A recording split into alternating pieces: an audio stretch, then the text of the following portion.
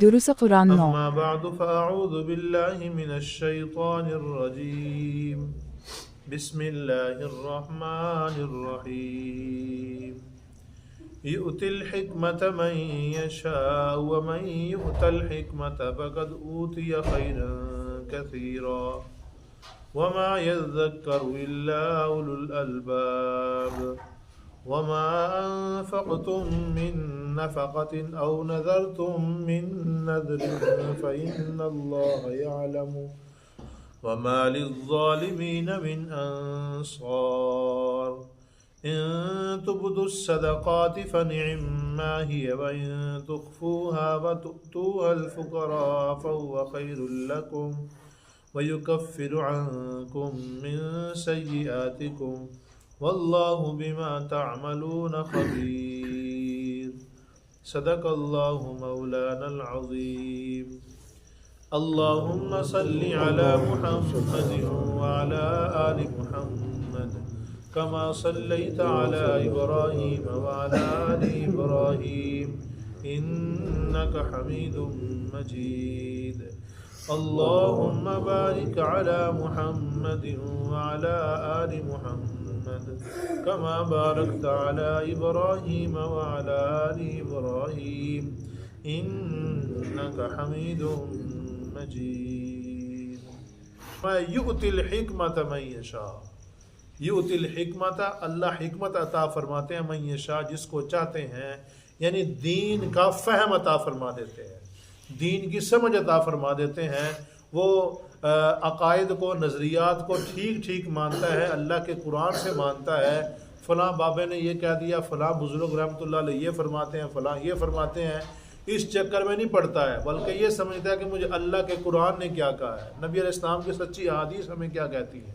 اس کی طرف اس کا ذہن لگا رہتا ہے۔ تو یؤتی الحکمۃ من یشاء، اللہ جس کو چاہتا ہے حکمت عطا فرما دیتے ہیں، یعنی دین کی سمجھ عطا فرما دیتے ہیں۔ اور ذہن میں رکھیے گا، اللہ فرما رہے ہیں من یؤت الحکمۃ فقد اوتی خیرا کثیرا، جس کو حکمت عطا کر دی گئی اس کو خیر کثیر عطا کر دی گئی۔ جس کو رب العالمین کی طرف سے حکمت مل گئی نا، حکمت سے مطلب دین کی سمجھ، دین کا فہم اس کو مل گیا، تو سمجھے گا اس کو خیر کثیر ملی۔ اس کو آپ ایسے سمجھیں کہ بڑے بڑے سمجھدار لوگ ہیں، دنیا میں بڑے بڑے ان کے کاروبار ہیں، بڑا بڑا اونچا ان کا نام ہے، لوگ ان کے پیچھے چلنے کے لیے تیار رہتے ہیں، ہر وقت ان کے نعرے لگاتے رہتے ہیں، جی جی جی کرتے رہتے ہیں ان کے سامنے۔ لیکن اگر ان کو دینداری میں دیکھیں تو کبھی کسی بابے کے پیچھے لگے ہوتے ہیں، کبھی کچھ کر رہے ہوتے ہیں، کبھی کس کے پیچھے لگ رہے ہوتے ہیں، ان کو پتہ ہی نہیں کہ دین ہے صحیح کیا۔ اتنے سمجھدار انسان، پورا ملک چلانے والے، جب ان کے ووٹ لینے کی واری آتی ہے اور سمجھتے ہیں کہ ہم جیتیں گے تو کیا کرتے ہیں، وہ داتا صاحب جس کو کہا جاتا ہے علی حجویری رحمۃ اللہ تعالیٰ علیہ، ان کے دربار پہ جا کے ان کے اس دربار کو، ان کو اس قبر کو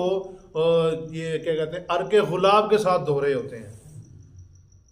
سوچئے گا، ایک بندہ پورا ملک چلا رہا تھا، وہ کیسے اس کو عرق غلاب کے ساتھ دھو رہا ہے، کہ سمجھیے گا کہ اس کی فہم کہاں گیا، عقل کہاں گئی۔ یہ جو جس کو حکمت عطا کر دی جائے، جس کو علم دین عطا کر دی جائے، دین کا فہم اس کو عطا کر دیا جائے، سمجھیے گا اس کو اللہ کی طرف سے خیر کثیر عطا کر دیا گیا ہے۔ وغیرہ بڑے بڑے سمجھدار لوگ کبھی کہاں گرے پھرتے ہیں۔ اللہ ہم سب کو اسے محفوظ رکھے۔ وما یذکر الا اولو الالباب، اور جو آیتیں جو حکمت رب العالمین نے یہاں پہ دی ہیں، ان سے نصیحت صرف عقل والے ہی لیتے ہیں، ان سے نصیحت صرف عقل والے ہی پکڑتے ہیں۔ وما انفقتم من نفقۃ،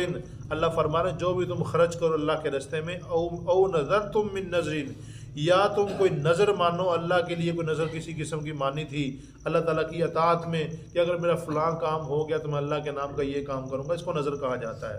اگر میرا فلاں کام ہو گیا تو میں اللہ کے راستے میں ایک دیگ اتاروں گا، اگر میرا فلاں کام ہو گیا میں فلاں مسجد کا یہ کام کروں گا، تو یہ کیا ہے، یہ نیک کام ہے۔ اگر انسان اس میں لگا رہے اور یہ کوئی نظر مان لے اور اللہ اس کا کام پورا کر دے تو اس کے لیے نظر پوری کرنا ضروری ہے۔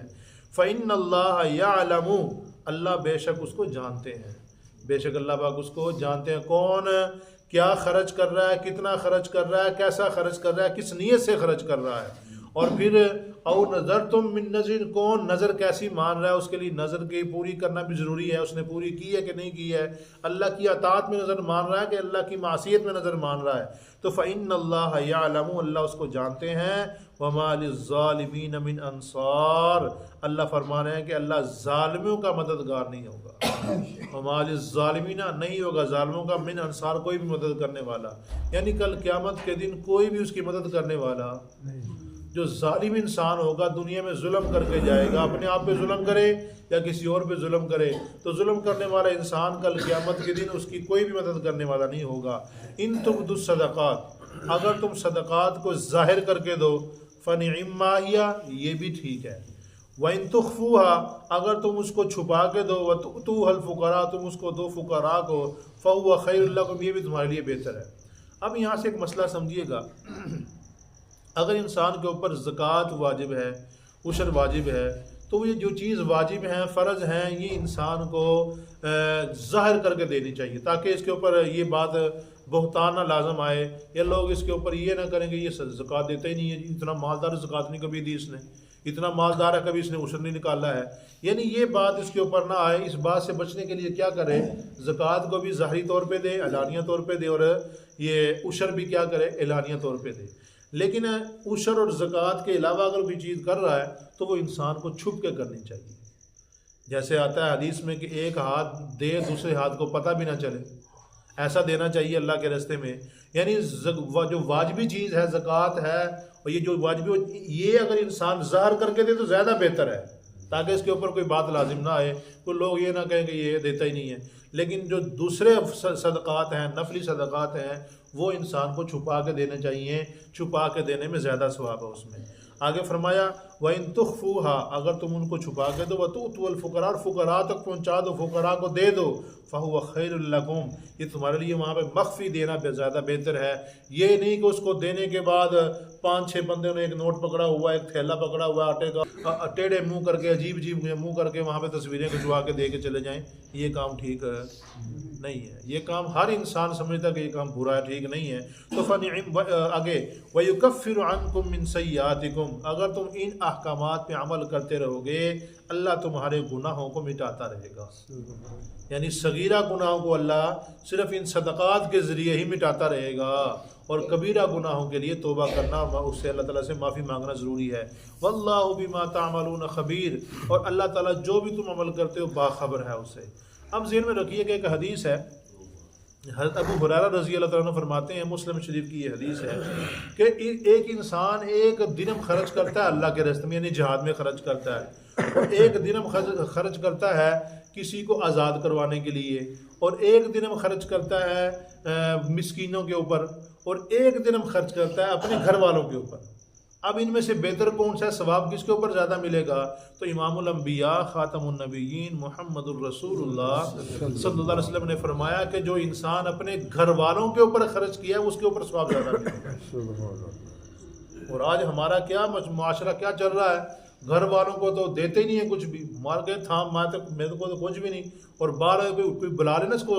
یعنی مہمان خصوصی کر کے بلا لے، بھی آپ ہمارے مہمان خصوصی ہیں، فلاں کرکٹ کا میچ ہو رہا ہے، فلاں والی بال کا میچ ہو رہا ہے، آپ نے آنا، وہاں پہ آپ مہمان خصوصی ہیں۔ گھر میں بچوں کے پاس پھٹے پرانے کپڑے ہوں گے، کھانے کے لیے کچھ بھی نہیں ہوگا، وہاں پہ 10-15 ہزار سکون سے دے جائے گا۔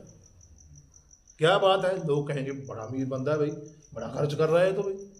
ایسا نہیں، گھر والوں کے اوپر خرچ کرنا سب سے زیادہ ثواب کا باعث ہے، اس لیے گھر والوں کے اوپر بھی انسان کو زیادہ خرچ کرتے رہنا چاہیے۔ اور ایک حدیث میں آتا ہے کہ 2 بندے ہیں جن کے اوپر انسان کو رشک ہونا چاہیے۔ کتنے بندے ہیں؟ 2 بندے جن کے اوپر انسان کو رشک ہونا چاہیے۔ پہلا بندہ وہ جس کو اللہ تعالیٰ نے بے بہا مال دیا ہو اور وہ اللہ کے راستے میں بے بہا خرچ کرتا ہو۔ انسان کو چاہیے کہ جیسے کہ دعا مانگے، اللہ مجھے بھی ایسا مال عطا فرمائے۔ اور دوسرا وہ بندہ جس کو اللہ تعالیٰ نے علم عطا فرمایا اور وہ علم دن رات لوگوں کو سکھا رہا ہے، اس کو لوگوں کے اندر بانٹ رہا ہے، لوگوں کو بتا رہا ہے، تو انسان کو چاہیے کہ اگر دعا کرے کسی جیسے ہونے کی تو اس جیسے ہونے کی دعا کرے۔ اس کے اوپر انسان کو رشک ہونا چاہیے کہ اللہ مجھے بھی اس جیسا علم عطا فرما۔ تو مطلب یہ ہے کہ انسان کو اللہ کے راستے میں خرچ کرنے کا اب پتہ نہیں ہے کتنا ثواب ہے، لیکن کل قیامت کے جتنا ثواب ملے گا تو انسان چاہے گا، ایک قرآن کریم کی آیت میں آئے گا کہ جب انسان اس دنیا سے چلا جائے گا نا، اللہ کے سامنے جب حاضر ہوگا، پھر کہے گا یا اللہ مجھے ایک دفعہ واپس لوٹا۔ اللہ فرمائیں کیا کرے گا؟ اے اللہ جو کچھ بھی میں دنیا میں چھوڑ کے آیا ہوں سارا تیرے راستے میں دے آؤں گا۔ اللہ فرمائیں گے کلا، اب نہیں، جب موقع تھا اس وقت دے آنا تھا، اب نہیں،